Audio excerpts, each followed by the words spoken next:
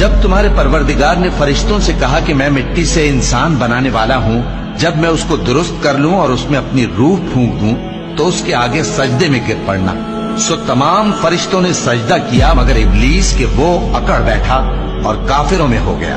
اللہ نے فرمایا کہ اے ابلیس، جس شخص کو میں نے اپنے ہاتھوں سے بنایا اس کے آگے سجدہ کرنے سے تجھے کس چیز نے منع کیا؟ کیا تو غرور میں آ گیا یا اونچے درجے والوں میں تھا؟ بولا کہ میں اس سے بہتر ہوں کہ تو نے مجھ کو آگ سے پیدا کیا اور اسے مٹی سے بنایا۔ فرمایا بس یہاں سے نکل جا، تو مردود ہے اور تجھ پر قیامت کے دن تک میری لعنت پڑتی رہے گی۔ کہنے لگا کہ میرے پروردگار، اچھا تو مجھے اس روز تک کہ لوگ اٹھائے جائیں مہلت دے۔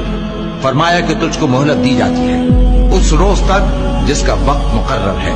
کہنے لگا کہ مجھے تیری عزت کی قسم، میں ان سب کو بہکاتا رہوں گا سوائے ان کے جو تیرے چنے ہوئے بندے ہیں۔ فرمایا ٹھیک ہے، اور میں ٹھیک ہی کہتا ہوں کہ میں تجھ سے اور جو ان میں سے تیری پیروی کریں گے سب سے جہنم کو بھر دوں گا۔ اے پیغمبر، کہہ دو کہ میں تم سے اس کا صلہ نہیں مانگتا اور نہ میں بناوٹ کرنے والوں میں ہوں۔ یہ قرآن تو اہل عالم کے لیے نصیحت ہے اور تم کو اس کا حال کچھ وقت کے بعد معلوم ہو جائے۔